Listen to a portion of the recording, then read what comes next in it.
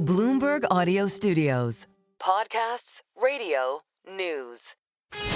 This is Bloomberg Businessweek Daily, reporting from the magazine that helps global leaders stay ahead, with insight on the people, companies, and trends shaping today's complex economy. Plus, global business, finance, and tech news as it happens. The Bloomberg Businessweek Daily podcast with Carol Massar and Tim Stenovec on Bloomberg Radio. Hi, everyone. Welcome to the Bloomberg Businessweek Weekend podcast. A Fed decision that left rates unchanged as expected, and Chair Jay Powell saying interest rates are in the right place to manage continued uncertainty around tariffs and inflation. So a rate cut in September? Not likely, at least not right now. Plus tons of earnings, including from 4 of the Magnificent 7, and of course, more tariff talks, tiffs, and terms. This past week, I got to say, Tim, was what some Wall Street pros said was a pivotal one for the second half. A busy summer week, certainly, to wrap up the month of July. This hour, we're going to hit on earnings from Apple, Amazon, Microsoft, and Meta, plus Alphabet. The company reported earnings just about a week ago, and they said that the cloud computing unit at Google is its strongest source of growth. We're going to talk with the COO of Google Cloud. Also this hour, and also on earnings, UK pharma company AstraZeneca reported results. Its CEO stopped by Bloomberg headquarters and talked about doubling down on the U.S. and sizing up Chinese competition. And then speaking of drugs, the CEO of Compass Pathways joins us on how psychedelics may be making their way to FDA approval. That's in our second hour. So too is a story about Burning Man's existential financial crisis. All that to come, though. We kick off with earnings from a batch of the so-called Mag 7. Apple, Amazon, Meta, and Microsoft all reporting this past week. All of the details and more are on the Bloomberg terminal. We caught up with Laura Martin, senior analyst at Needham & Company, who covers many of them, and started our post-earnings review talking about Apple. Apple admitted that 100,000 basis points, so 1% of their revenue growth, which was 10%, well above average, was from pull forward. And the market's telling you they think that number was like half of the gain, basically. Apple also said they had $800 million of costs from tariffs in that quarter they just reported, and it's going to go up to $1.1 billion visibly in the September quarter, but I think the market's telling you they think that could be higher in the September quarter. Oh, so does this mean that we'll see fewer iPhones bought in the first fiscal quarter, but Apple's December quarter, which typically is its biggest quarter, as a result of the pull forward that we saw in this quarter? I think it's worse. It's faster. So the June quarter over-delivered because they pulled forward demand from the September quarter. Those are all old iPhones. Okay. And then in late September, you typically get the new iPhone, and then you start this new annual cycle of the new iPhone. And one of the things they said is that Siri and Apple Intelligence will only be integrated next year, by which they're probably talking calendar year, which means the earliest we'll see, generative AI features drive an upgrade cycle for the iPhone would be not September of 25, it'd be September of 26. So then that tells you, so this is dead money again, right? There's nothing driving. And there's risk here. Not only China's subsidies drove a really nice China growth number, 4.8% China revenue growth. People are worried that is also that subsidy isn't going to recur. And we've had a couple negative litigation regulatory decisions, right? We've got the fee to $20 billion a year is what Google search pays Apple to be the default search engine on all iOS devices. I think that's pretty clear from channel checks in D.C. That is not going to be allowed to persist. So that's $20 billion that will come out of services if it isn't allowed. And then similarly, we have the Epic. Apple got a negative Epic Games, which allows consumers to pay directly to apps and not have Apple share 30%. So that's an app store risk that over the next 12 months, not immediate, but over the next 12 months. Laura, we've had the luxury of talking with you in the last week or two and talking specifically about Apple. You've got a hold rating on it. It doesn't sound like you have a lot of concerns, I guess I should say. Why not put a sell rating on it? One of the issues is when you look at the other Mag 7, they basically have a singular strategy, which is envision. Generative AI is disruptive. Everyone else is going to spend $85 to $100 billion in CapEx in 2025 alone and we're going to grow at 20% in 2026 with every one of them has been pushed on what is that return on capital, incremental capital. They all say, we don't know. We just think it's going to be big. If you don't believe that, if you're an investor and you think that generative AI is overhyped or the economics are further off into the future, Apple is a great place to hide. They are spending $20 billion a year, not $85 billion a year. Generative AI is sometime in the future. They're not hiring people like Meta is for $100 million each to work on superintelligence. Apple is a great place to hide if you are an investor that doesn't believe in generative AI changing the world. Well, wait a minute. Apple often isn't, first mover on some big changes, right? We talk about this. They didn't create the tablet. They didn't create the music player. They didn't create the smartphone, but they created the best of all those things. Exactly. So if they're saying, hey, guys, go ahead and spend, your billions or trillions or whatever the heck it is, figure out this AI thing, and then we'll come in and we'll collaborate or partner with somebody. Maybe that's not such a bad strategy. So it's risky business. So on the call last night, Tim Cook got this question. And what he said is, I don't see a world where the consumer doesn't have an iPhone, which is basically a computer, in his pocket. Okay, that's a vision of the future that Johnny Ive, who's gone to OpenAI, is trying to displace. Johnny Ive, who developed every Apple product you have in your pocket while he was at Apple for 20 years, is now saying he regrets creating the screen because he thinks it makes people not pay attention to one another. So he's trying to move the next device with generative AI backing to not be a screen. So that may not work, but if it does, Apple, that's a problem for Apple. That is an existential risk problem for Apple.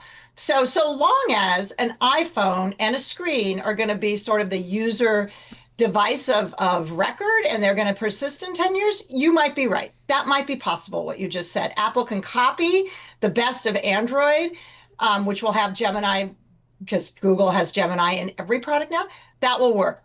But if Jimmy Ive and OpenAI are right and screens are going away, that's problematic for a smartphone maker. I guess that's maybe where whatever they're working on for a face computer could come in. Laura, I want to go back to what you said about Gemini and Android because of the way that Gemini is baked into Google devices now. You say in your most recent note that Apple is a single product company. Its valuation risk is material if iOS falls too far behind Android. Would you say that iOS is already behind Android right now? Oh, I would. Absolutely, I would. I mean, when you look at Google's, its revenue is accelerating over at Alphabet and its costs are going down. So its productivity per employee is going up. Why? Because 80% of engineers are using Gemini to do their first draft of code for new products.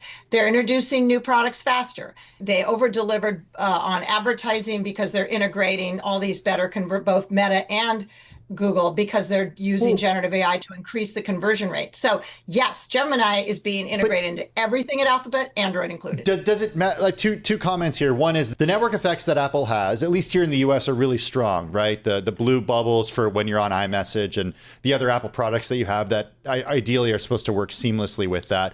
Plus, doesn't Gemini have an app that you can just use on your iPhone? So if you want to use Gemini as sort of a co-pilot here, if you are an engineer, you can just do it on your iPhone, but through an app that you'd get at the App Store.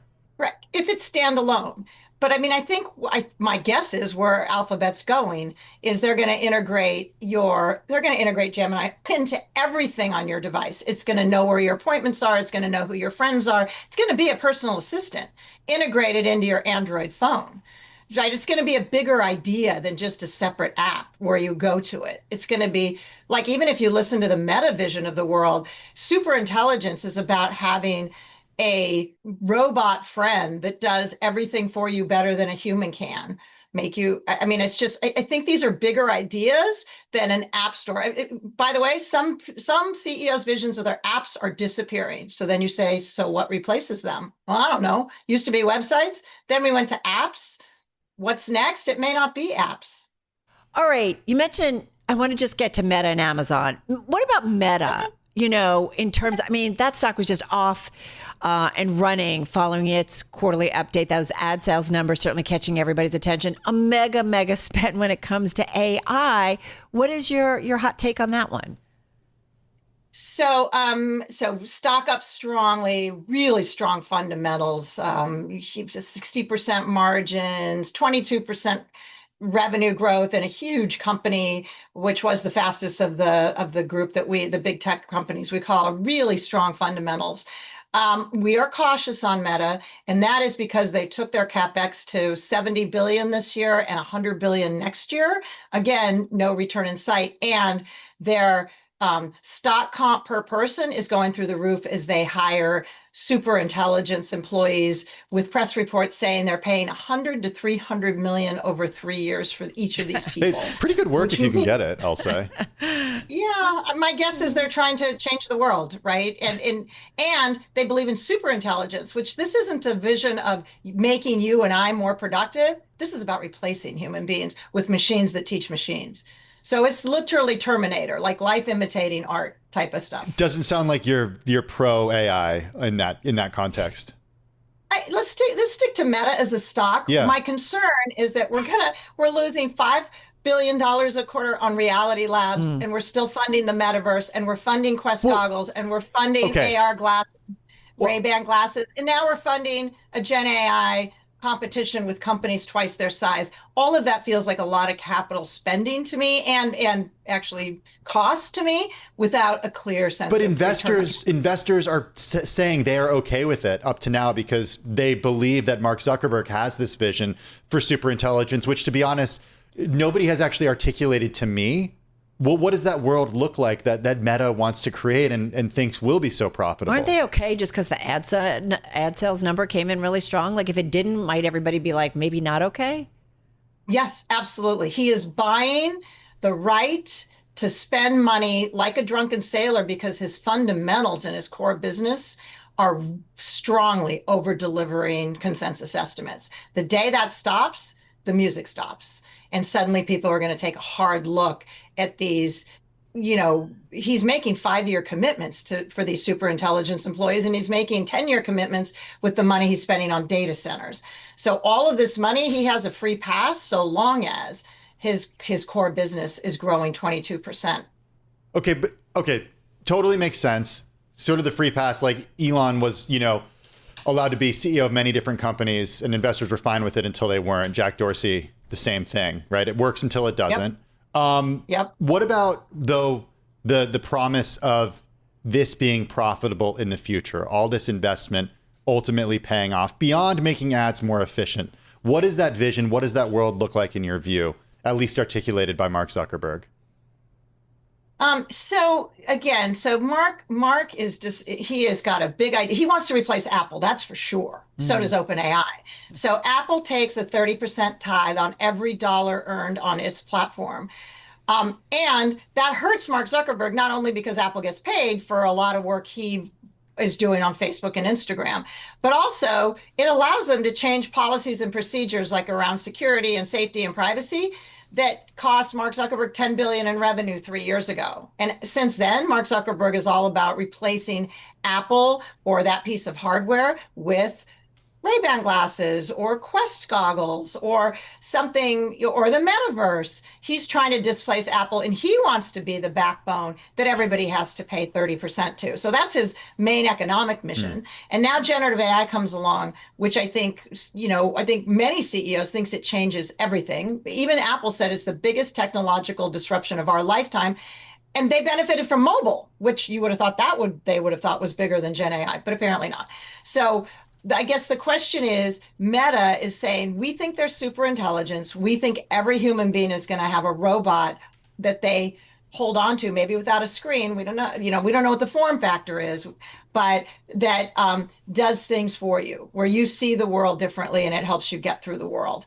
But I don't think we know what that is yet, and he doesn't either. That's why he's hiring 50 smart people to have train robots faster to do stuff humans can't do. Well, nobody can do what you can do. We want to ask you about Amazon. Sure. This stock down still more than 8% here in the aftermarket. And I think there is concerns about kind of the cloud spend comparison, among the big hyperscalers. Amazon's still the biggest when it comes to, we think about what's going on in terms of the cloud. What's your take here, or what we kind of need to be thinking about with Amazon? Because investors seem pretty disappointed. Are you? So I think here's what I think is going on with Amazon, to answer the first half of that question. So they had very strong revenue growth, up 13%, which was like, we were 4 percentage points below that, and very strong EPS and margins. But the problem is they gave very tepid guidance, so people are really worried about tariffs impacts here. So they're worried about the next shoe to drop. Their advertising grew very robustly at 23%, which is great. And I think that would have been higher had not Temu and Xi'an stopped advertising, sort of on April 10th because they lost the de minimis rule exception. So I think that would have been higher, but that's a fabulous number nobody's focusing on today. And I think investors we've talked to are frustrated with capital spending on Kuiper, which has no revenue, capital spending for 10 years so far on Alexa, no revenue. And they're going to urban delivery same day. And I think people don't understand their core business of e-commerce. I think people don't understand that as a use of capital. At the same time, they just raised their CapEx guidance when you do the numbers to round numbers 115, 120 billion this year. The next closest is Microsoft and Google at 85 billion. So they're quite a bit above everybody else on this generative AI thing. And then AWS has anemic revenue growth, 32% margins in the cloud business, and they were 39% 90 days ago. Like, what the heck? And they say they're capacity constrained. So then we would forgive them if they only report 17% revenue growth, but then why aren't your margins 60%? Why aren't they 40% again? Why not sell to the highest bidder the last, 1 gig of capacity? So we saw that in both Azure over at Microsoft and in Google Cloud. Slower, growth rates, but really high margins. And that just didn't play out at Amazon. All right. Around the world we went. Thank you so much, Laura. Always appreciate it. By the way, Laura's got a buy rating on Amazon with a $265 a share price target. The stock right now just below $215 a share. Laura Martin, have a great weekend. Senior analyst at Needham & Company joining us.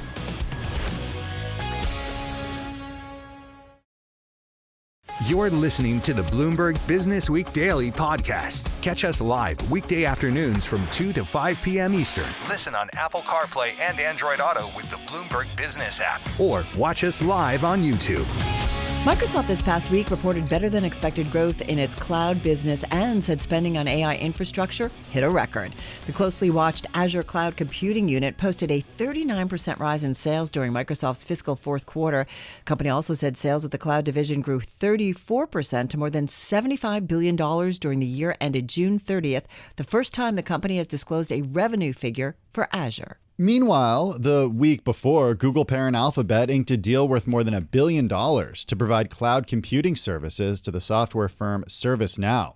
Alphabet's massive spend on AI has helped it score major client wins, especially among AI startups, all while making strides against its competitors, such as Amazon Web Services and Azure from Microsoft.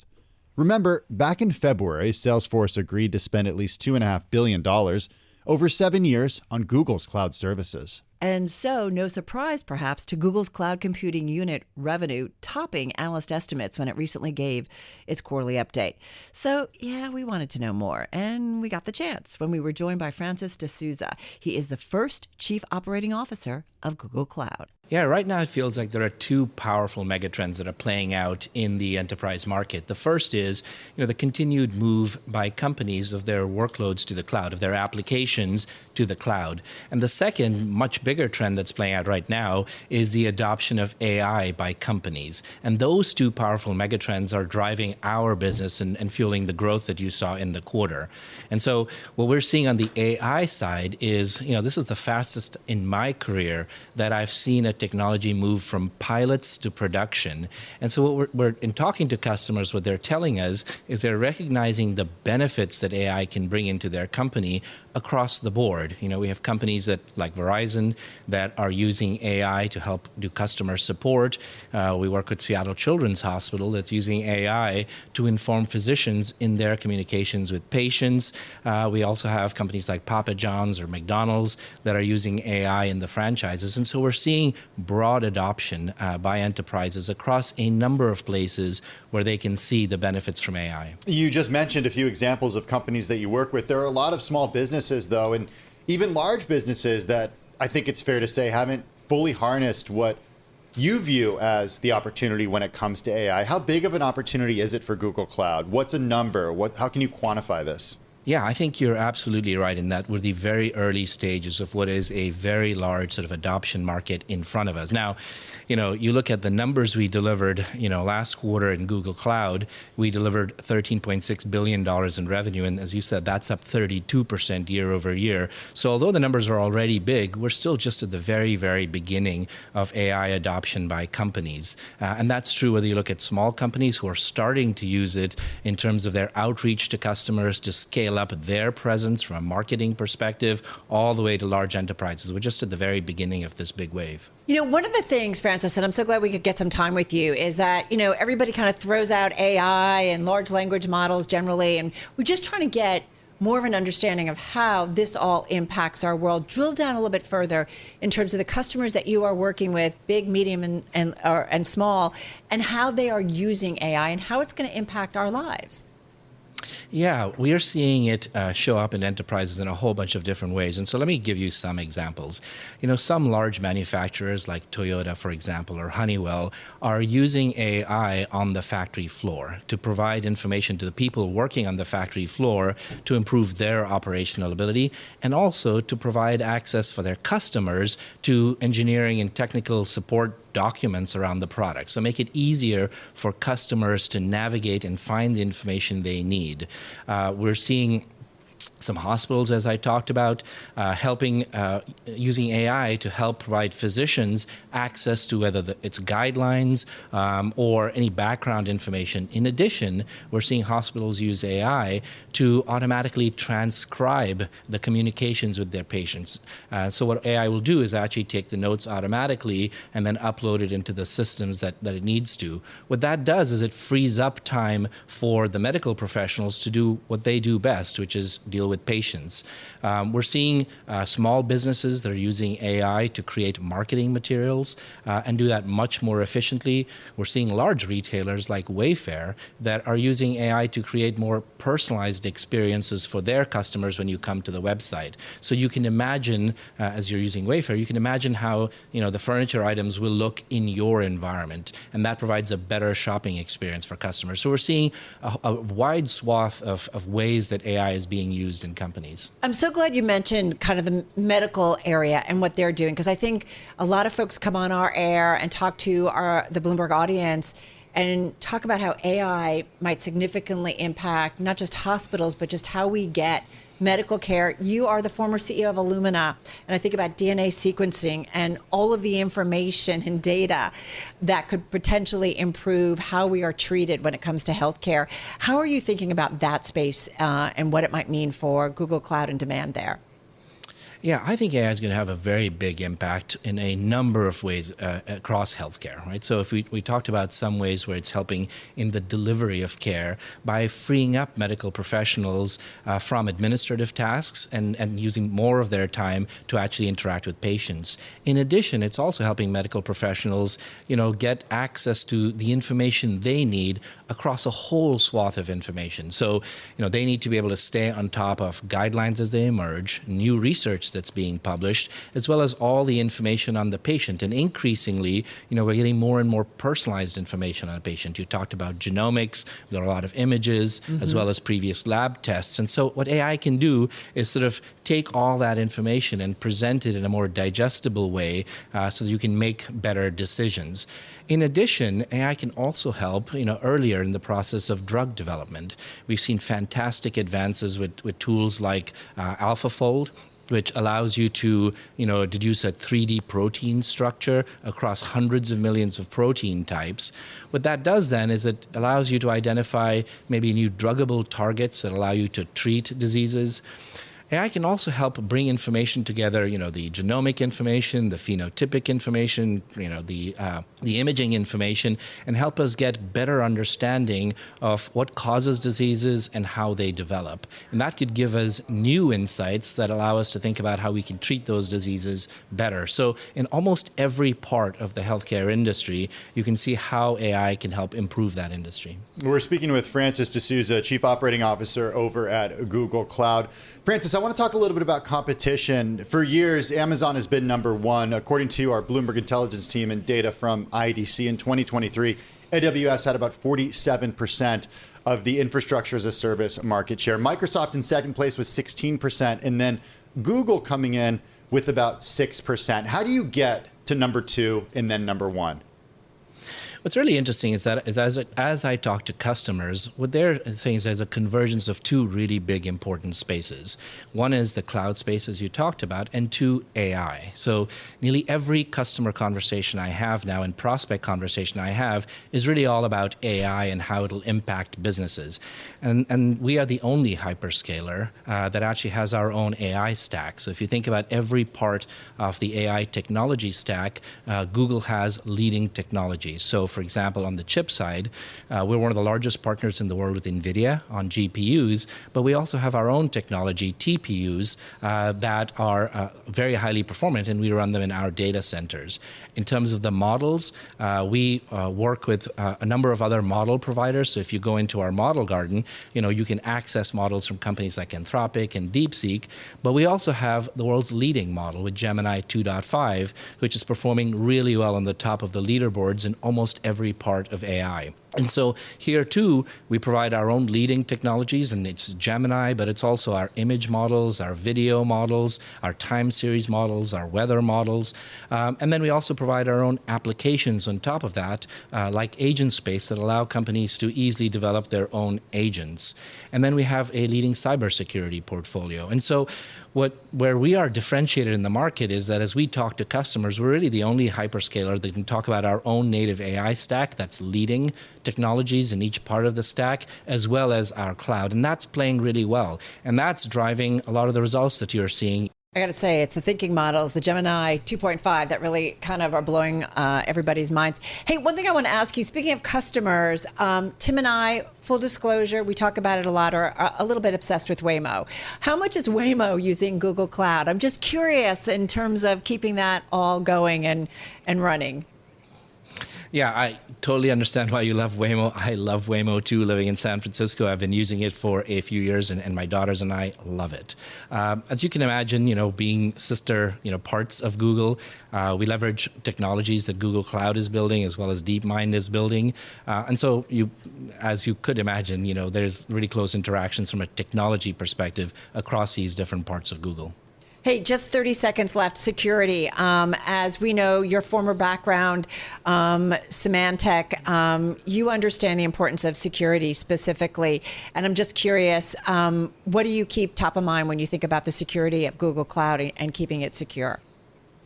Yeah, as you point out, security is a really important area for us to focus on, and it's a core part of the value that we deliver to our customers in terms of providing a very resilient, protected cloud. There are a number of things that that are top of mind for us and for our customers as we talk about security, especially in a world of AI. One is it's important that security companies are leaning deep into leveraging AI to improve their security capabilities. So we offer agents, for example, that customers can deploy as part of their security operations center, as part of their threat intelligence gathering. And so we're also doing research on how AI can be leveraged by the bad actors, and think about how you can stay on top of providing defenses for things like, altered images and videos and deep fakes. It's also important to our customers that the security we provide works multi-cloud. So not just for Google Cloud, but that they can have the same security posture for workloads that they have on other clouds as well. And so that's an important part of the conversation too. So provide leading edge technologies, stay on top of AI and the expanding sort of threat landscape that opens up, and then also make sure that whatever you give us, works across clouds. So glad we could get some time with you. Francis D'Souza, he's the Chief Operating Officer at Google Cloud, former CEO of Illumina, and also former president at Symantec, where he oversaw the security and data management portfolio. This is the Bloomberg Businessweek Daily podcast. Listen live each weekday starting at 2 p.m. Eastern on Apple CarPlay and Android Auto with the Bloomberg Business App. You can also listen live on Amazon Alexa from our flagship New York station. Just say, Alexa, play Bloomberg 1130. Shares of AstraZeneca rose this past week right after it reported better than expected sales and rising profit for the second quarter, spurred by its stable of cancer medicines and growth in the U.S. The company recently pledged $50 billion by 2030 in both production and research and development in the United States as it seeks to show President Trump's administration it is serious about making medicines locally. A few days later, President Donald Trump sent letters to 17 of the world's largest drug makers, demanding that they charge the U.S. what other countries pay for new medicines. The letter added that they immediately lower what they charge Medicaid for existing drugs and guarantee that future medicines be launched and remain at prices on par with what they cost overseas. On top of that, U.S. Commerce Secretary Howard Lutnick also said that the U.S. will impose a massive tariff if pharmaceuticals are not made in the U.S. For the latest, head on over to Bloomberg.com. Tariffs certainly top of mind for many global pharmaceutical executives. One of them, Pascal Soriot. He is AstraZeneca's chief executive officer, and he joined us alongside Bloomberg News health reporter Madison Muller in studio. I think, first of all, it's important to really think about what every country would want to do. Every country would want to make sure they can secure the health of their citizens. It's a question of national security. So nobody should be surprised that the president wants to reshore manufacturing of pharmaceutical products.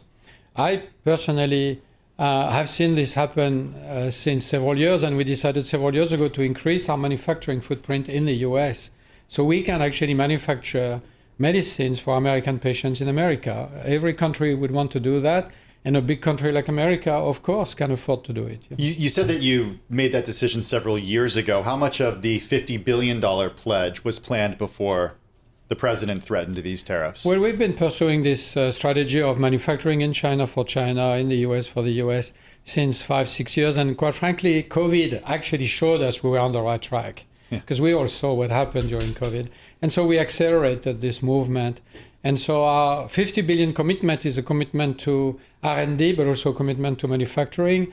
We announced together with the governor of Virginia a multi-billion-dollar investment in manufacturing in Virginia.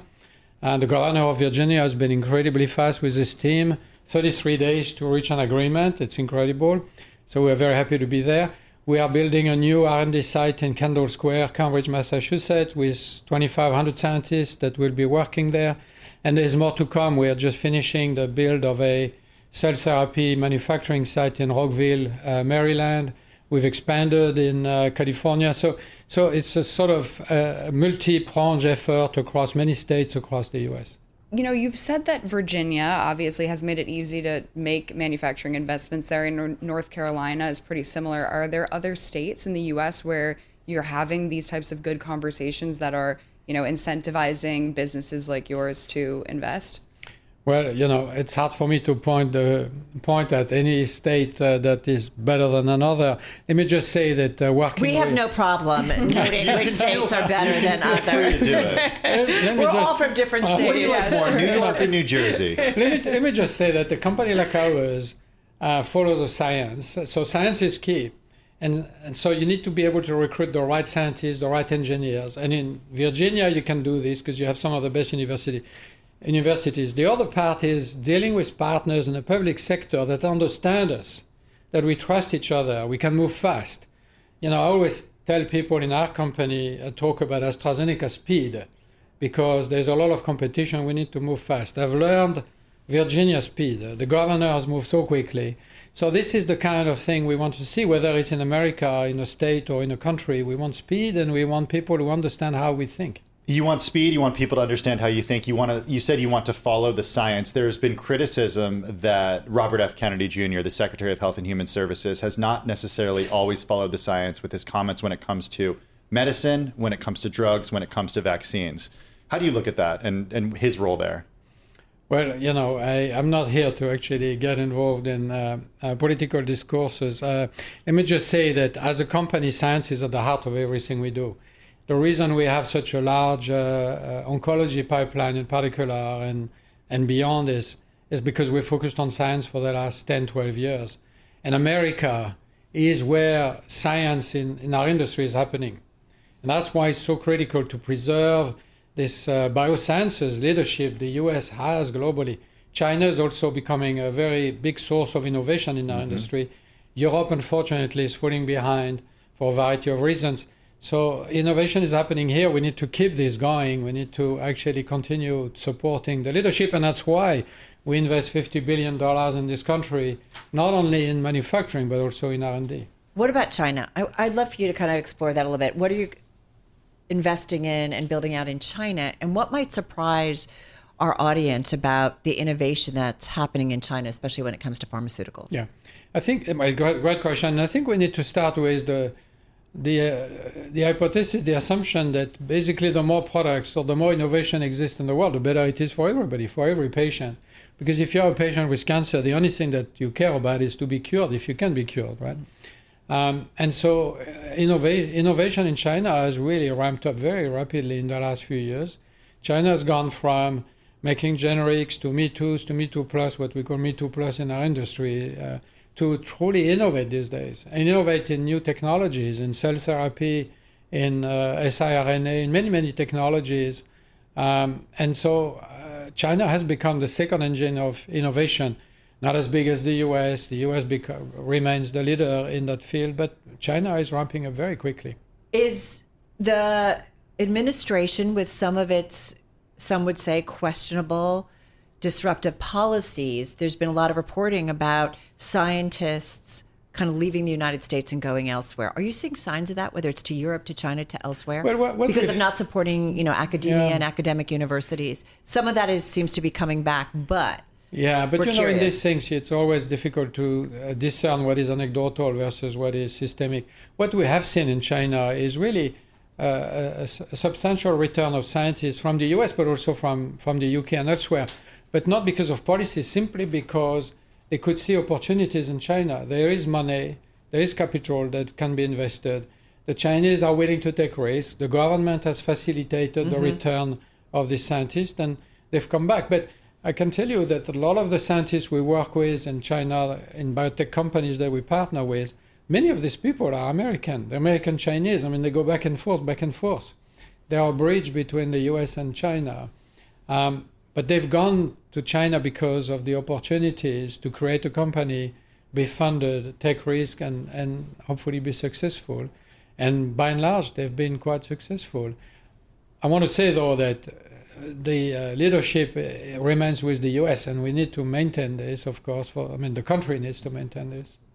There's been some concern, though, that companies like yours, not necessarily Astra, but big pharmaceutical companies are going to China for most of their biotech deals now. What would you say to that, and what would U.S. biotech companies need to do to sort of attract investments from you all? The first thing I would say is that if you're a patient, you don't care. What you want is a drug that will help you, right? So when we do a deal with a Chinese company, typically it's because they've discovered a product and they need help to globalize it.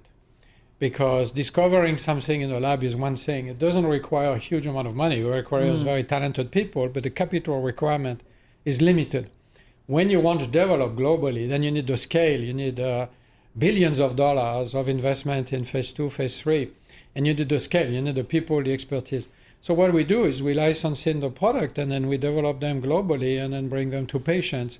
So the innovation started in China, but becomes a global medicine for everybody. So it really benefits everybody around the world. I want to go back to sort of a global domestic question, the idea of your listing. And the Times of London has said that AstraZeneca is looking to move its listing to the US. Are you going to do that? Well, you could just share it with us. Yeah, we don't comment on rumors. And, as a company over the last 10 years, we've had so many rumors. We don't comment on rumors.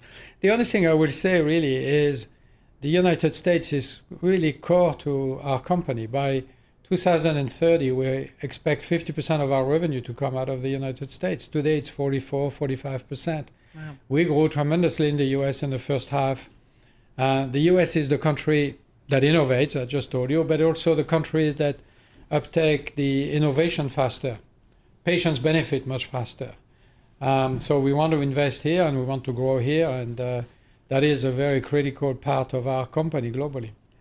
Just curious in terms of growth, we've talked about earnings, and your cancer drugs are certainly important in terms of growth. Where do you see kind of the most significant growth trends when it comes to pharmaceuticals? We've spent the last, what is it, Madison, last couple of years talking about the obesity drugs and weight loss drugs. But where do you see it? We talk often about genes and genetic and immunotherapy. Where do you see the real growth coming in the next, 5 to 10 years? It's a great question, but it's almost all of the above. I mean, of course, managing, check. managing what I would call central or abdominal fat, because everybody talks about obesity. What really matters is how much fat do you have in your abdomens that surrounds your liver, your pancreas, your heart, and creates inflammation and insulin resistance and all the consequences we can think about, hypertension and others. So this is really a big epidemic globally. We need to address that, and that's what companies like Lilly and Novo are doing today, and we want to do this with oral agents.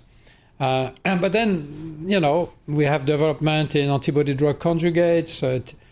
We have developments in bispecific antibodies for cancer. One of the most exciting new technology is cell therapy, because cell therapy will apply to hematology cancers, but also potentially solid tumors and immune diseases. We have now cases, small numbers, early days, but small cases that young women who suffer from lupus, which is a terrible disease, I have a family member who has lupus. Can be cured. I mean, these patients, their life is about taking drugs, steroids, with all the consequences you can imagine. Their organs are destroyed over time by the disease. They can be cured. You have people with myeloma that can be cured. And so as we progress this technology and make it more usable, more easily usable and more affordable, it can really transform many fields of medicine, from oncology to immunology. I know you've had an amazing tenure at Astra, and there's sort of an obsession in the UK with your succession plans and what comes next. Not to say that you're leaving anytime soon. We don't want you to go. We don't want you to go. What do you want to accomplish before you end your tenure at Astra? Well, one of the things is that I wanted to do is have a great team, and I have a great team. That's it. I have really a fantastic team, and that's why nobody should worry about my succession. We have a great team and people who can succeed me. So that's, I think, one thing, and we constantly try to improve the team, not only my direct reports, but their direct reports and the company as a whole. Two is, the second piece is almost unachievable, because science is never going to be stopping. And the more I progress, the older I get, the more science gets exciting, and the more excited there's no better time to be in our industry than now. There's so much innovation, so much hope to cure diseases that cannot be cured today. And the last thing was really to finish our site in Cambridge, because I keep joking internally, I want to have the two Cambridges, one in Cambridge, UK, one in Cambridge and Boston. But that's for the joke. But the most exciting really is the science and the pursuit of new technologies and new products that will make a difference and change the future of medicine. So those are the things I want to address, but I have to accept at some point biology is going to catch up with me. And unless you create a pill that keeps us going. I'm kind of keeping my fingers crossed. Exactly. GLP-1s, right? We think it's going to be cure-all. Pascal, we really enjoyed this. Thank you so much for having me. For all the time. Pascal Soriot, he is AstraZeneca's Chief Executive Officer, and of course, Bloomberg News' own health reporter, Madison Muller. Always a must-read on the Bloomberg and at Bloomberg.com. You're listening to the Bloomberg Businessweek Daily podcast. Catch us live weekday afternoons from 2 to 5 p.m. Eastern. Listen on Apple CarPlay and Android Auto with the Bloomberg Business App. Or watch us live on YouTube. Plenty ahead in our second hour of the weekend edition of Bloomberg Businessweek, including the long and winding trip to FDA approval for one psychedelic treatment. That trip, by the way, it's continuing. Plus, why the organization behind Burning Man's desert utopia is now facing an existential financial crisis. And jewelry from the Roaring '20s making a comeback, giving the new Tesla diner a test drive, and the surprising complexity of a key fob. It's all in Bloomberg Pursuits later on this hour. First up this hour, a few weeks ago, Robert F. Kennedy Jr., the Secretary of Health and Human Services, said he could envision approval for psychedelic drugs as treatment for depression and trauma if clinical studies have been conducted. It comes as psychedelics are making inroads in deep red states like Texas, where former Trump cabinet secretary and ex-governor Rick Perry has thrown his full support behind the effort. That may have caught the attention of the team over at the publicly traded small-cap psychedelic company Compass Pathways. They're in pursuit of FDA approval. Kabir Nath is the company's CEO. At Compass Pathways, we're a company in the final stages of developing synthetic psilocybin as a potential treatment for treatment-resistant depression, or what we call patients living with persistent depression. That's a big problem affecting some 3 million people in the US, and it's debilitating. Many of them are unable to work. The majority will have had some sort of suicidal thoughts in the course of their depressive illness. So we're a leading psychedelic company and potentially the closest to regulatory approval. You've used the word potential twice. You said it's a potential treatment, and you said potentially you're a leading company there when it comes to FDA approval. Is it unproven? We have generated robust evidence now from 2 studies. The first was published a couple of years ago, and then just last month, we released more data from the first of our final stage studies. So what can I tell you about that? First, safety. We didn't see any unexpected safety signals in this treatment of patients living with persistent depression. And secondly, after just a single treatment, after 6 weeks, we saw a significant reduction in depressive symptoms. And just to emphasize that, because you'll be aware of the typical paradigm of antidepressants, something you take daily. This was a single treatment and with the effect measured after 6 weeks.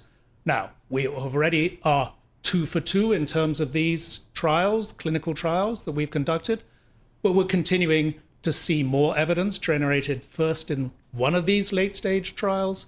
And second, we have another study ongoing where we're also looking at the impact potentially of another treatment. We should point out that about a month ago when that study came out, the stock, your shares tumbled almost 50%, hitting a record low. What I guess I want to understand, so it was below what Wall Street expected. It did meet your goal, from what I understand, your company goal, but Wall Street was very disappointed. Tell us how this works. How does one psilocybin treatment kind of cure depression, persistent depression? Psilocybin you can think of as, if you like, a key that unlocks a door or a set of doors in the brain. And while those doors are open, that enables the patient to work through some of their fixed negative thinking and potentially have relief from their depressive symptoms. To do that, there is a profound subjective experience. So there is a psychedelic experience that lasts 6 to 8 hours. And as I say, during the course of that, the drug is working in such a way that it unlocks these doors and allows the patient to engage with some of those negative thoughts and potentially, as I say, get relief from those depressive symptoms. The fact is, as I say, we've seen, and what's amazing, that one single treatment can show sustained effects at least 3 to 6 weeks and potentially longer. In our earlier trial, our earlier clinical study that we did, we saw that for many patients that was sustained out to 12 weeks. What's many? How many? Forgive me, Tim. I'm just curious, how many? So that was a study of around 230 patients, of whom a significant number were on what we call the active dose of the medication. And what we saw was a quarter of them had, from that single dose, they were actually sustained free of depression out to 12 weeks. And in this population of people who have typically tried multiple treatments and for whom very little is any longer working, that was a remarkable response. When patients do take this single dose, what is the environment that they're in during that 6 to 8 hours? And are they guided in some way by a therapist of sorts? Physically, it's a calm, comfortable setting. They have the option of eye shades, there's music playing, and there are appropriate safety safeguards in place. Psilocybin is a very inner-directed mechanism. So what actually happens is the patient has this profound influence, but while there is somebody in the room, it's largely silent. There is not directed therapy in the course of that intervention. How do you run an effective clinical trial for a drug that the experience is such that the person knows they've taken this drug rather than a placebo? Somebody who takes a placebo is not going to have a psychedelic reaction to the placebo. At Compass, we thought about this before we even started our studies. So our prior big study, the one I referenced with 230 patients, we designed that in such a way that there was the choice of 3 different doses of psilocybin. One was a low dose, a second was an intermediate dose, and in patients who've never had this experience before, that's truly confounding in terms of they cannot tell whether they got a medium dose or a high dose of that drug. This is important because, as you say, otherwise it will be very obvious. But that design was very effective for that earlier stage study we did, and we've replicated that design in one of our late stage studies. We're talking with Kabir Nath. He's Chief Executive Officer of Compass Pathways here in studio. You keep saying synthetic. What's the difference between synthetic and naturally occurring? So we are manufacturing a pill to the highest standards of purity, no contamination. We know exactly what is in the pill. This is a manufactured pill that we are treating with. So that you know exactly in terms of dosage. Is that what I'm saying? So if naturally occurring is different? Potentially. Okay. It is naturally occurring. Whereas else is synthetic, so we know exactly what's in it. We know the exact pill. What will it cost? It's premature to speculate on that at the moment. We're still conducting these final stages of our studies. But expensive? And would it be something, I mean, if you get FDA approval, is it safe to make the assumption that it would be covered?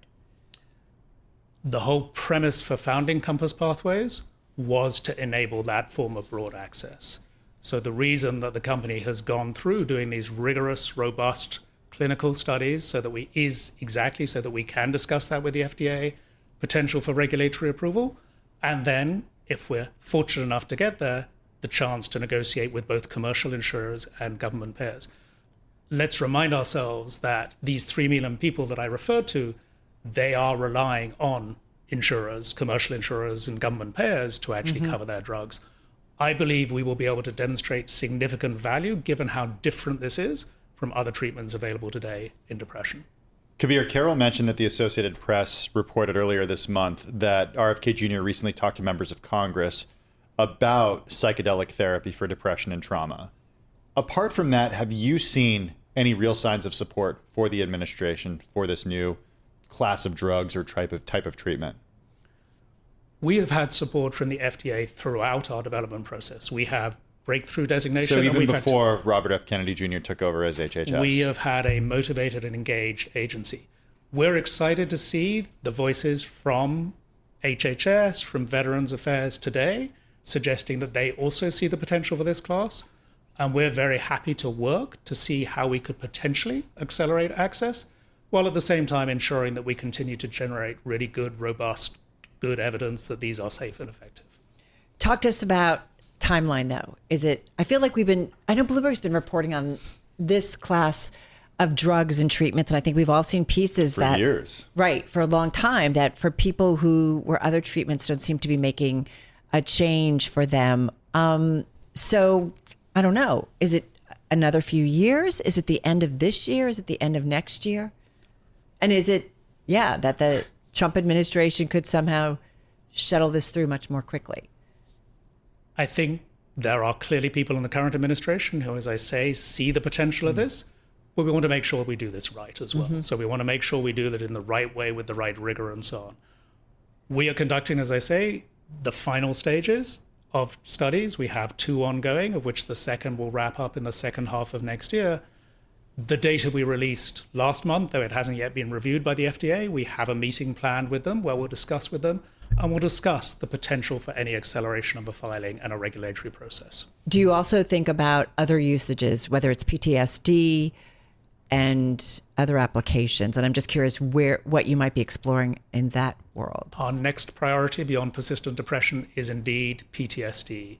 That is something with very high prevalence, some 13 million in the US, for which there are only 2 very old drugs approved. And unfortunately, recently, there have been 2 advisory committees recommending against new drugs in that space.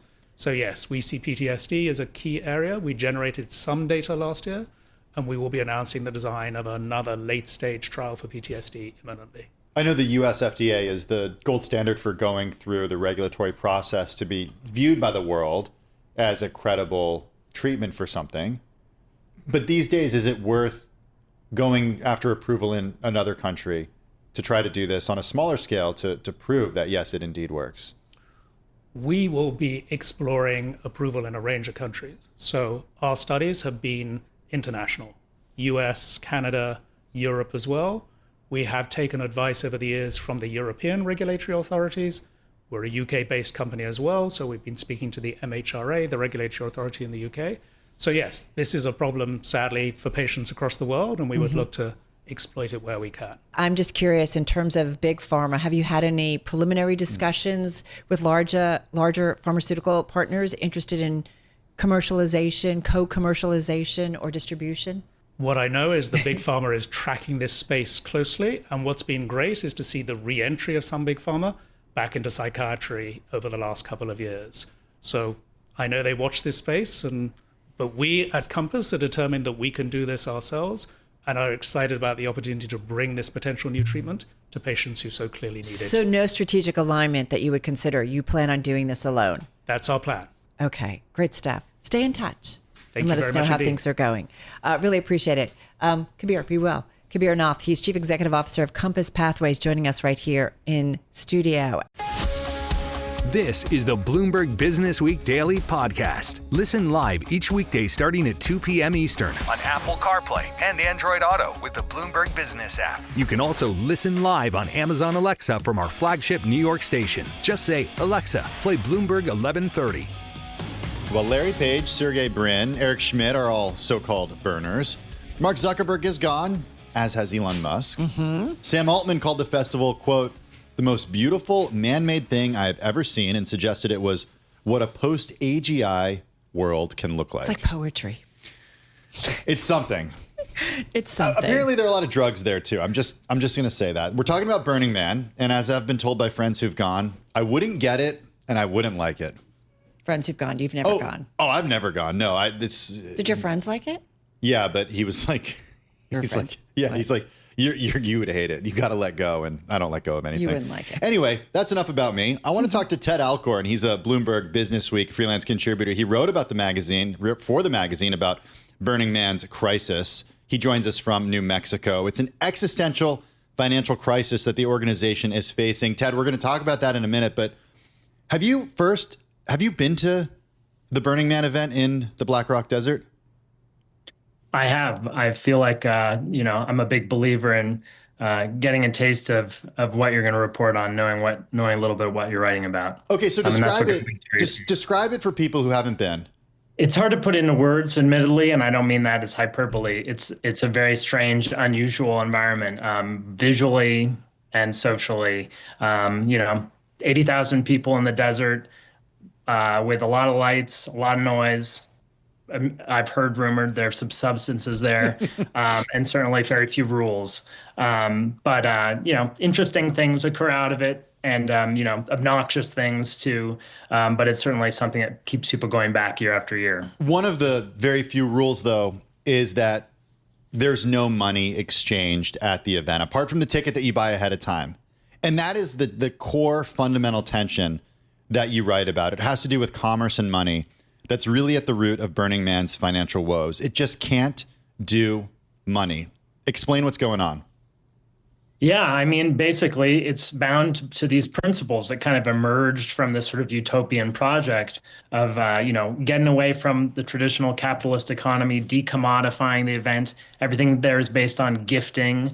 For 9 days, people get by on what they brought and what other people will give them. But the organization, the nonprofit that runs this, of course, has to operate in the real world where debt collectors do come for your bills. And, for a period of time, the event was growing and there was a ton of interest and ticket sales were covering the costs. But in the last few years, costs have increased a lot, the inflation, but also, in terms of labor and other costs for events like this. And the ticket prices just haven't kept up. And so the business model of bringing this group together is increasingly in doubt. And it kind of caught up to them this last year when tickets actually didn't sell out completely, particularly this higher priced tranche of tickets. And all of a sudden the organization came out of the desert and was basically $20 million in the hole. Wow, that's a lot of money. You write in the story that back in 1990, when they sold anything close to a ticket, or what you could call, it was actually a suggestion of $10 in donations, and price tickets, or the price of tickets, kind of stayed around, I guess, that level for a while. What does it cost today? And why aren't people maybe as interested? Because I feel like we used to talk about it a lot here because a lot of business folks, certainly in the tech community, used to show up there. So talk to us about what it costs today and maybe why interest is waning. Yeah, I mean, well, when it started, it was just a bunch of people driving out into the desert. So I don't think people felt compelled to sort of make a donation. I dug up this flyer from the first time that the event was held in Nevada with, as you said, a suggested $10 donation. Last year, the standard price ticket was $575. This year, it's $749. So it's a big difference. And admittedly, the event has gotten a lot more formalized, a lot more, law-abiding, I guess. And believe me, there's plenty of debates over which of those costs are necessary. But if you have to spend $3.2 million on porta potties, which is how much they spent last year, you can imagine the sort of scale of public services that the organization has to offer these days. And that gives into a lot of tension within sort of the Burning Man community, because, as you said, there's been this diminution in the number of people that went to Nevada for the event last year. And it's caused a lot of people to wonder, has Burning Man jumped the shark? Or was it, they had an off year. There was a very well publicized monsoon that led a lot of people sort of stranded in mud the year before. Is this just sort of like a temporary thing or a secular trend? And as I also went on to report, a lot of people who sort of identify as burners or Burning Man people aren't going to Nevada anymore. They're actually going to regional events that have proliferated around the world, and now there's around 100 of them. And in fact, they pay a franchise fee, right? No, these events, basically, if they meet the goals of Burning Man, they stick to the principles that provide some modicum of safety. They can use that. They can get sanctioned, and they can exist, and they're asked to give a suggested donation to the organization, but they don't tithe, basically, the mothership. And more people now are experiencing Burning Man in those places than in Nevada and Black Rock City. Okay, well, speaking of donations, Carol mentioned $20 million was a lot of money, and for an organization, a nonprofit, being short $20 million certainly is. But to somebody who's one of the wealthiest people in the world, or indeed the wealthiest person in the world, the names of people who are Burning Man supporters: Larry Page, Sergey Brin, Eric Schmidt, they're all billionaires. Mark Zuckerberg, one of the wealthiest people in the world. Elon Musk is the wealthiest person in the world. $20 million would be nothing for some of these billionaires. What did the CEO of the organization tell you about her relationship with the wealthiest people in the world and who have been supporters of Burning Man, and how they could or could not help fill the gap here? I think it's pretty popularly understood that sort of Silicon Valley's elites are very connected with Burning Man. But even to me, I was surprised to learn how fundamental a very small number of those uber wealthy people have been to the organization. It was in a fundraising prospectus that was sort of an internal document that I learned that just 5 individuals have provided the organization 2/3 of its philanthropic funding in the last 10 years, over $40 million. They wouldn't tell me the exact names, but I think you've mentioned a few, most likely. And as the fundraisers for the organization told me, rich people are weird about money. And folks who are willing to go, or in fact eager to go out into the desert, spend a lot of money on a flame-belching vehicle to drive around, or as one I spoke with, runs a big camp for all his extended family and friends. They gave out a kilo of high-grade Iranian saffron, which has some hallucinogenic properties. People are very willing to make those sort of private contributions, but they're a lot more reticent to support the organization. And so they're trying to pivot. Basically, the Burning Man organization's point of view is, we're like another arts organization. We're like the Met Opera, or American Ballet Theater. We need people to support us because ticket revenues alone aren't going to pay the bills. But convincing wealthy donors to sort of pitch in for the more humdrum kind of costs of putting on the event has been a challenge. And they fell very short of their $20 million fundraising goal this last year. Last I heard, they'd raised $7 million. So fundraising not going so well. So everything hangs in the balance here for the sales this year, I think. They've tried to be more firm about asking a higher ticket price and sort of coaxing people to pitch in what they say is the true cost. But they're between a little bit of a rock and a hard place, because the higher they raise prices, they're losing their lower income adherents, some longtime members of their community who kind of make the event, who build the event. Right. And so if they raise prices too much, they're going to lose the things that make that whole event what it is. We cover the U.S. Open, and it's lots of sponsorships, big, well-known companies. Any companies interested in sponsoring this event? Well, the Burning Man organization has tried to, I think, adapt to new times. They're trying to interest a new generation, right, of the Gen Zers who have not been attending, who don't know how to get a ticket or pay a price. They've embraced some kinds of social media of trying to put the word out about their tickets, but they're really hedged in by, again, those principles, that they're philosophical principles, because if they step into a realm where it looks like they're commodifying what they're doing, they get so much blowback from this pretty intense community. They reposted a TikTok with some folks kind of like doing shot skis and like trampolining in baby oil, and people lost their minds on Reddit. And so to bring in companies, private companies, or to seek other sources of revenue, I think is really anathema to who they are. But that limits their options about how to monetize what they do. I don't want to give away the whole story. It's worth the read. It has been among the top read stories on the Bloomberg terminal since this came out. And I've had people text me about it, actually. My dad loved this story. He's like I guess you could say. Does he wish he had gone? No. Did he ever He's go? like an observer, Oh, okay. A distant observer of Burning Man, I think it's fair to say. I don't want to give the whole thing away, but can you just tell us a little bit about a potential solution here, this voluntary Burning Man wealth tax? Yeah, got to go there.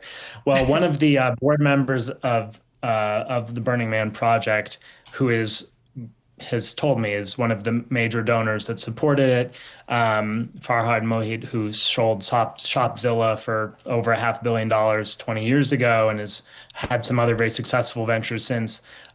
He's all in on a more ambitious vision for Burning Man. And his view is that wealthy people like himself should pay a bigger share. And he made this amazing website, which he calls the Burning Man Principal Pause Calculator, which is essentially, he says, if you go to Burning Man for 9 days and don't work and you just play, your capital, your money should go with you. It shouldn't go with you. It should actually take that time off. And so the interest that your wealth generates in that 9 days, you should contribute to the Burning Man organization. And if you put in your wealth on his calculator and you're like me, freelance journalist income, you find, wow, I based on my income or my wealth, I don't know anything. But he put in for me, okay, you got $1 billion. Oh, you have $10 billion. Oh, you have $150 billion. And he's thinking about somebody specific. And he says, this guy needs to give $1.3 billion to the Burning Man organization. And I was like, well, that exceeds their expenses. What are you going to do with the rest? And he said, we'll flip it on its head. We'll give the money out to all the burners as a universal burner income, and then we're really living our values. And so, apparently a few people he's spoken with about are enthusiastic. He underscores this is a voluntary. I would kind of describe it as a wealth tax, but it's a suggested donation going back to their roots. And we'll see if it takes hold. What was he smoking? Oh, sorry. No, I'm just saying. It was saffron, I think. Was it saffron? I don't know. What was it? Read the story. Read the story. I don't know. Anyway, unbelievable read. As Tim mentioned, it has been among the most read stories throughout the week. Ted Alcorn, he's contributor at Bloomberg Businessweek. Check out his story about Burning Man Festival facing its existential financial crisis. It's an incredible read. You're listening to the Bloomberg Businessweek Daily podcast. Catch us live weekday afternoons from 2 to 5 p.m. Eastern. Listen on Apple CarPlay and Android Auto with the Bloomberg Business App. Or watch us live on YouTube. It's time for Bloomberg Pursuits, and this week it's the jewelry special featured in the magazine, out on newsstands later this month and already available online on the Bloomberg and at Bloomberg.com. And Tim, It's all about the 100 years of Art Deco influence. I love the history that we find out about kind of how it all came to be. And so we're going to get into that jewelry that's over a century old and now worth millions of dollars. Here with more is Bloomberg contributing jewelry writer and founder of La Patiala, the luxury encyclopedia. Kristen Shirley back with us. Kristen, I want to start with some history and definitions here. What is Art Deco? And just give us some background. Sure. So the Art Deco period started in the early 1900s and really crystallized in 1925 at the big exhibition in Paris.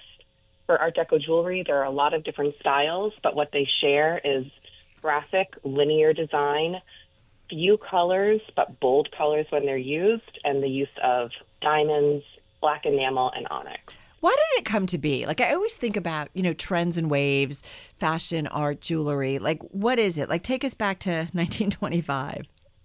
Sure. So this was a reaction to the very floral, swirly motifs of the periods of the late 1800s. So these new geometric motifs were sort of the opposite of that. These designers were looking at modernity, and modernity to them was strict geometric lines.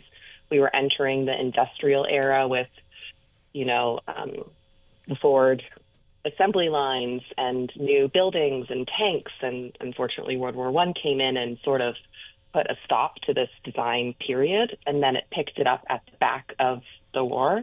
And then the exhibition happened in 1925, once Europe had a chance to recover.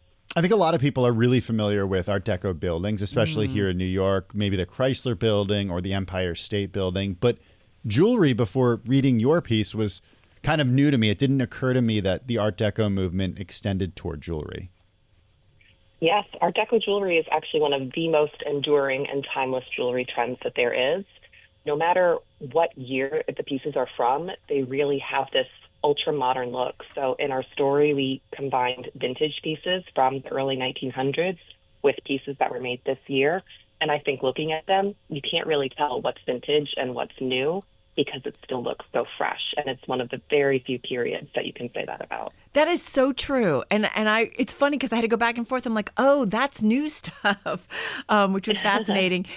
Kristen, take us back, though, to November, that auction at Christie's, because I'm always curious about, too, why you guys decide to talk about this right now. It sounds like all of a sudden pieces have been coming up for auction and investors, buyers, they're really interested in them. Yes, I think Art Deco is always enduring. But there was a huge collection of a private family collection of jewelry that came up for auction at Christie's in November, and the pieces sold for exceptional sums, 2 to 3 times the estimates in many amounts. And that's because the provenance was secure. It had been in the same family ever since it was commissioned, since the 1920s, which is very rare, and had massive, massive gemstones that you sometimes can't find today because the mines have been depleted. So when we were looking at the jewelry world this year, we said, what is the biggest story? And for me, it was that Art Deco started 100 years ago, really, and is still as desirable today. Someone spent 4.4 million francs on a single necklace. That's pretty wild. Well, all right. What was that necklace? It was a beautiful Cartier necklace, and it had about 130 carats of diamonds. And it was just very strict, geometric, absolutely stunning, a perfect example of Art Deco style. I think I have a version of that in rhinestones, which is not the same thing. No, but it's really just, you look at something like that, it's timeless. I also love, walk us through some of the other pieces, and also you kind of go back to some old Hollywood icons many decades ago who also kind of showcase pieces. Yes, if we're looking at Hollywood, in the 1920s and 1930s, these starlets were saying, I want to wear Art Deco jewelry. I don't care what era the movie is taking place in. So we see it in a Cleopatra movie, which the costume archivist at Paramount described as the most Art Deco movie of all time. You wouldn't think Cleopatra would be wearing Art Deco jewelry and clothing, but it was just so avant-garde and of the moment that that's how they dressed her. And it's really an interesting thing to see. Then if we're looking at the actual pieces that we shot a mix of vintage from the 1920s and 1930s from makers, including Chaumet and Bulgari. And then we shot modern pieces from independent designers like Catherine, Adam Neely, and Jessica McCormack, and the top houses of the day like Van Cleef & Arpels, Boucheron, and Cartier. What about now in sort of everyday jewelry and the influence of Art Deco 100 years ago on designers today? Well, I think people would be surprised that a lot of the jewelry they're wearing is Art Deco inspired. If you're wearing something that's geometric, it's got white diamonds and black enamel, that is quintessential Art Deco right there. Anything with like a cabochon gemstone inside a geometric setting, also very Art Deco. And we see these designers pulling inspiration from all sorts of Art Deco pieces. For example, Fernando George, that we featured in the story, his pieces were inspired by the Chrysler Building and New York City's iconic Art Deco buildings. So designers are bringing in Art Deco influences from outside of the jewelry world, too. I have to say, the earrings are amazing. Folks should go online and check it out or go to the Bloomberg. And my understanding on all of this, or a lot of this, prices are upon request, unless noted. And there are a lot of prices upon request. So, as my mom used to say, if you have to ask. Kristen, thanks so much. It's an incredible spread and read, the jewelry special here in Pursuits. Kristen Shirley, thank you so much. Bloomberg's contributing jewelry writer and founder of La Patiala, joining us here. All right, Art Deco matters. We got that. And so, too, it seems, Tim, key fobs, especially when you take into account what goes into them. Yeah, I learned that the hard way a couple of years ago I lost the humble key fob for my 2018 Subaru Outback. And it was many, many, many hundreds of dollars to replace it. I was like, this is insane. It's insane. I actually think it was like not cool. It's not cool. It's not cool. No, they're crazy. We're always like in our house, don't lose the key fob. With more on that. I got a guy though now. You got a guy? A guy, yeah. Tim is like, you have a guy for everything. Yeah, I didn't, let's just say I didn't go with the official Subaru one. I got a guy. He showed up. You may be from California, but you have definitely become a New Yorker. All right, let's get to it. And we're also going to get a little bit into her recent drive-by with the Tesla diner. Bloomberg Auto columnist Hannah Elliott joining us now. Hannah, good to have you here. Let's talk key fobs first of all, because I think we just think they're this silly little thing, but apparently there's a lot that goes into them, especially for a luxury car or higher end car. Hi guys, that's exactly right. And Tim, that was so not cool. I'm very upset by your tale of your lost key fob. Well, I called the Subaru dealer, and I think they were said like it would be in the many hundreds of dollars to replace it. So I looked at Reddit, and I found that you can actually call a like a special type of locksmith, and they can bring you an aftermarket one that works just as well. That was like, it was like $150, $200. That's a great hack. We should all take a cue. That's a great hack. And Carol, to your point, yeah, key fobs are something that we don't really think about until we have to, like if we lose it. But actually, it is kind of a calling card for your car because it is the first and primary way that you are going to interact with the vehicle, actually. And automakers do know this. They've kind of come to embrace it in recent years, especially the higher end. Like I'm thinking of Bentley, for instance, which has this amazing, pretty heavy sort of ovoid key fob that has this really cool burling on it and this Bentley B on the top, and that is on the top specifically so that when you leave the key, like on a bar or on a table in a restaurant, it's sort of a low-key humble brag that, oh, I've got a Bentley. Is it really low-key? Maybe not that low-key. Yeah. Maybe not that low-key. Oh, the other thing that was interesting too, like some people, I love what you talk about the BMW key fob that like kind of went maybe too far. Yeah, again, this is sort of a new era of exploration in the key fob segment. And we got to credit BMW.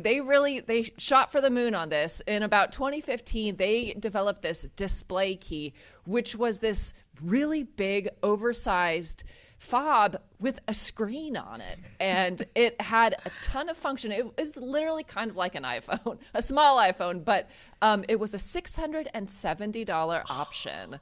And it is no longer offered. It was discontinued in 2022 because of low consumer interest. Option out. Yeah. That was a no. That was a no. How did Cadillac and General Motors kind of mess up with their high-end competitor? This is an interesting thing too. This is a miss, and we recently drove the Cadillac Celestic, which is their Rolls-Royce competitor, and I actually did like that vehicle. But the one thing that was a big miss is the key was not special. It was a plastic key in a thick leather sheath that was the same key that you would get in any other Cadillac. And for a car that is supposed to be going up against, for instance, a Rolls-Royce, the key just felt like a total flop. It did not have any of the signature or subtle details and just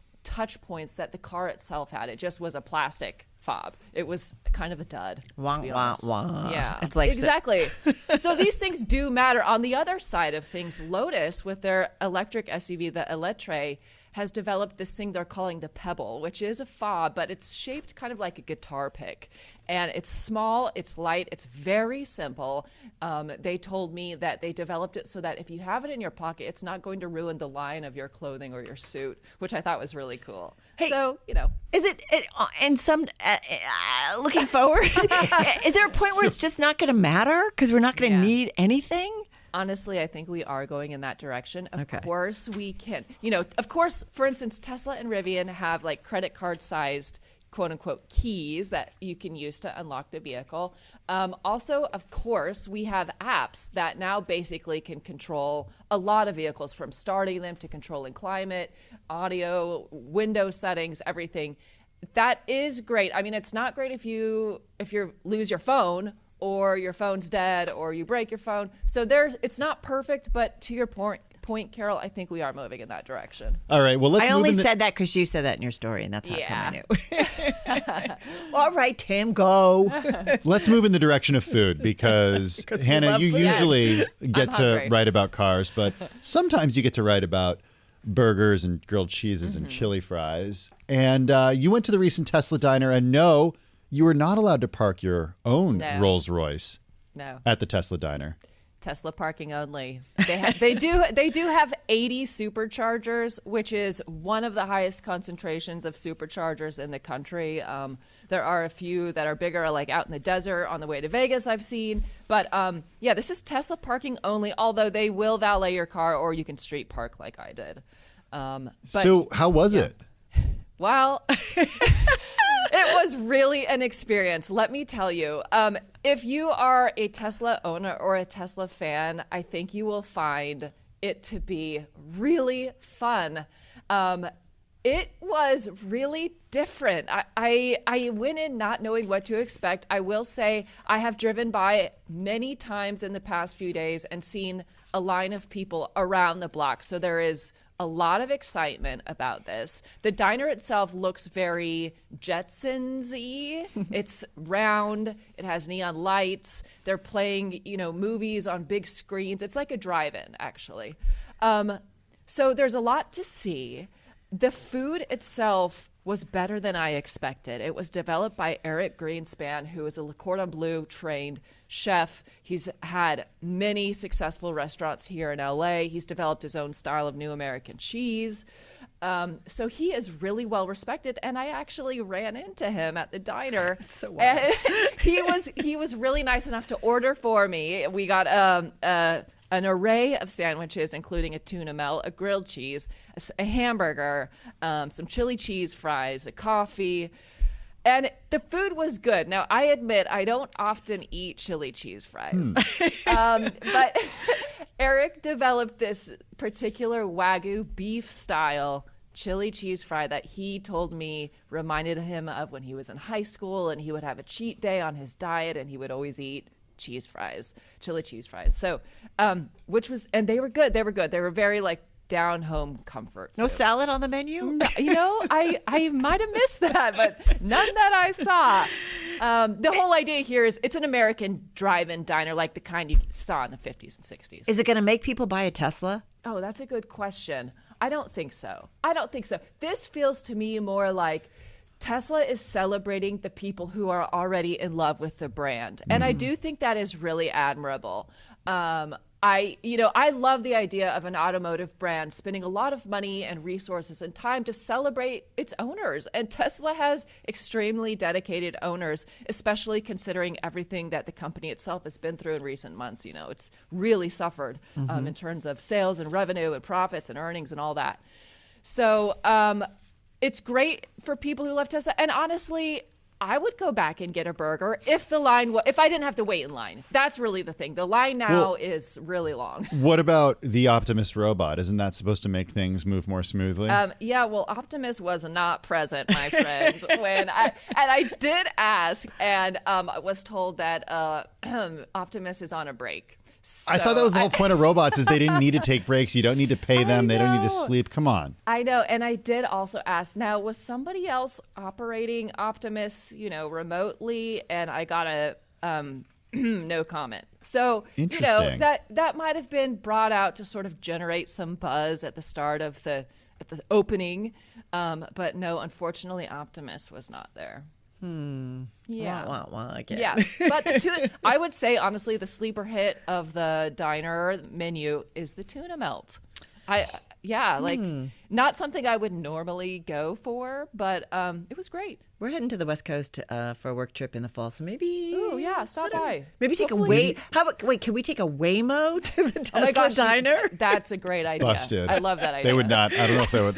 As long as Elon doesn't see you, I think you'd be okay. I feel like the alarm bells would go off. I did ask Eric, has Elon been by yet? And he said that he had been, but I feel like we would have heard about it. So maybe he went by before it opened. I don't know. Right. Yeah. We'll keep an eye on it.